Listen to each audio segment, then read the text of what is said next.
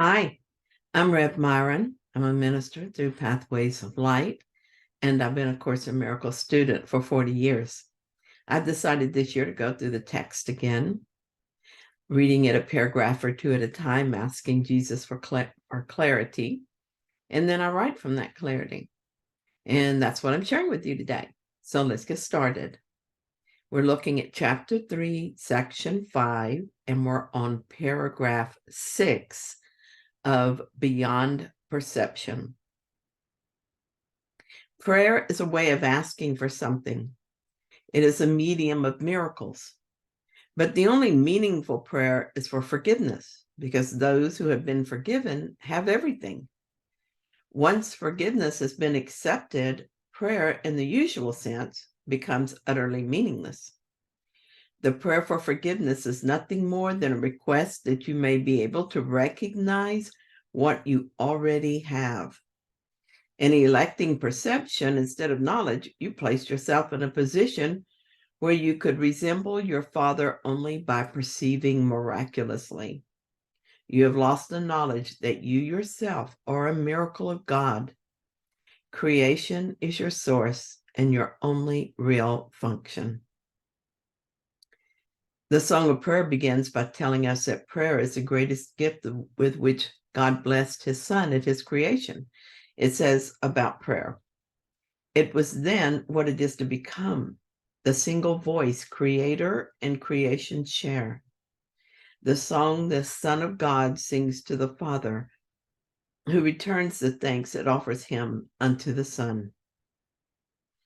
Prayer is given by God to his Son as a love song, one to the other, and we are assured it will be so again. But then Jesus goes on to say that for those of us still in time, prayer takes a form that will best suit our needs. As he is saying here in this paragraph, our only real need is forgiveness. Let us forgive what we have made so that we can remember what we are. Today, I am forgiving the body I projected. I'm doing this as I look at the body through the beliefs in time, pain, and sleep. Every time I see the word forgiveness, my mind automatically translates it to undo. I forgive the world I see. I forgive my perceptions and my projections. As I choose forgiveness and all I have done is undone, I will know what has always been true. I will know myself as my Father's creation. I will know myself as like my Father. I will finally remember that I am a creator rather than a maker. I am in the absurd position of not knowing who or what I am and not knowing who my creator is because I chose to perceive rather than to know. Now it requires miraculous perception to see the truth. I pray for forgiveness. I pray for a miracle. I pray that my perceptions be healed and brought as close to the truth as is possible in the world of time. In the story of Myron, this means that I continue to follow the Holy Spirit's prompts and forgive whatever is in my awareness. It seems that we must forgive from the bottom up, so I start with a misperception that is in my mind right now. Whatever this misperception might seem to be, it's just a symbol of the only misperception there is.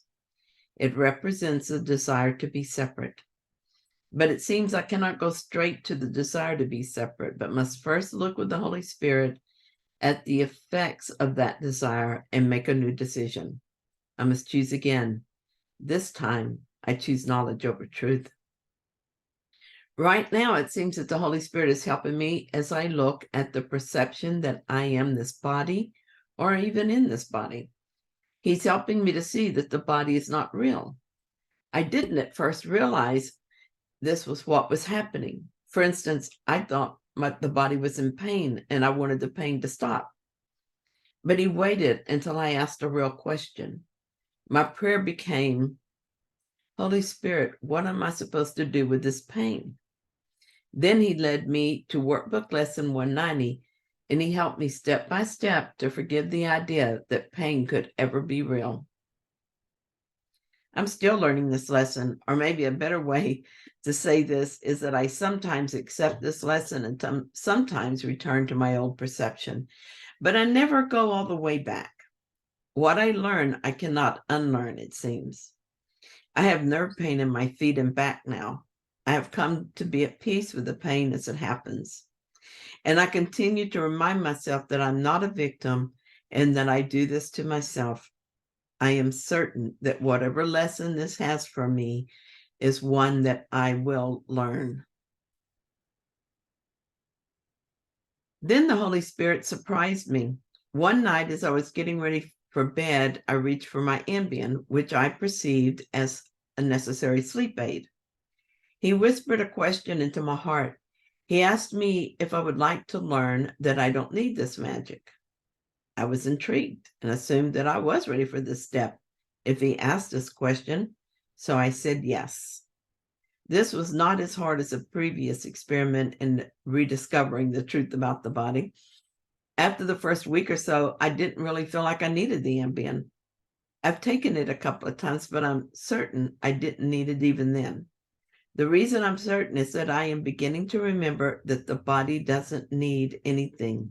Only the mind believes it needs something and then projects that need onto the body in the form of pain, suffering, and finally death. One day, I found a new prayer.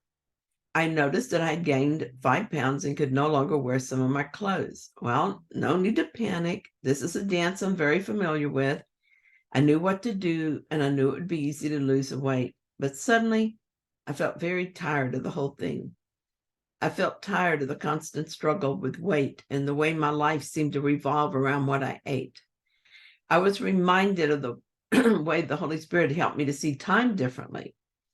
I used to think I had to be asleep at a certain time so that I could get a certain amount of sleep before I got up to write in my journal with Holy Spirit. This felt very important to me because the writing was not optional, but I had to get it done before work. And this is why I often took Ambien. I could not always sleep, and then I would panic and think that as a result, I would not be able to write, or I would oversleep and then be late for work while I took the time for God. There were other ways that time would be an issue. It was like time was a tyrant, and I was enslaved to it. One morning, I was feeling the flow from Spirit, and my writing was taking longer than usual. I felt the familiar worry about time. I really didn't want to stop the flow, but I had an appointment I couldn't miss. I felt, rather than said, a prayer that, if put into words, would be, Holy Spirit, what can I do about this? Then I remembered what Jesus said in the Course about time. He said he could manipulate time, so I asked him to, and he did. I put my faith in his words, and I continued to write until I was through. I resisted the ego nudging me to look at the clock. I just kept writing until the flow stopped. Then I got dressed and left. Only then did I look at the clock, and I was right on time. I've often since then taken Jesus up on his offer to manipulate time, and it always works. So this is what I thought about. I'm no longer a slave to time, and it feels so good. Now I wondered if I could forgive the idea that I'm a slave to food.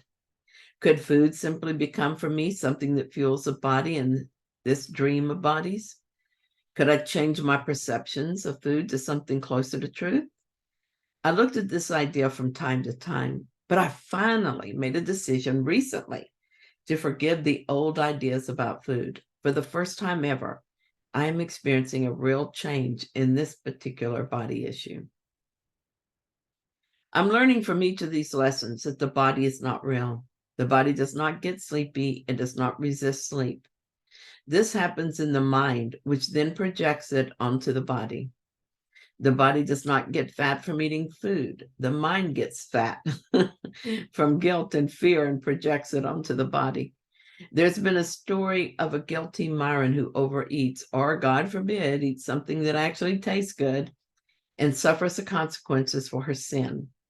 That seems to have changed. These lessons and my acceptance of the truth about them is a way I pray for forgiveness.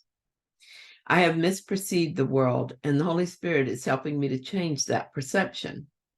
This will ultimately lead to knowledge, though this is on another level altogether and comes directly from God. However, I am busy enough with the lessons I'm given, and I'm not concerned about how knowledge will come. I will allow the truth to unfold in its time. It is so interesting that we have to learn lessons to discover what we are. This is necessary because we have denied the truth so completely that we're insane.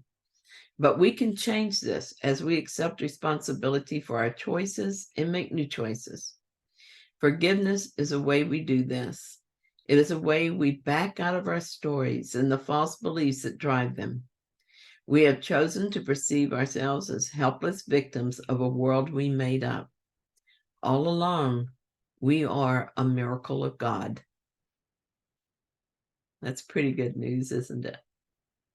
Thank you so much for joining me in this reading. I hope you found it helpful. If you did, then please like it. And if you haven't yet, please subscribe. And thanks to those who have subscribed recently. And all of you, I appreciate you so much. I'll be back tomorrow with another reading. See you then.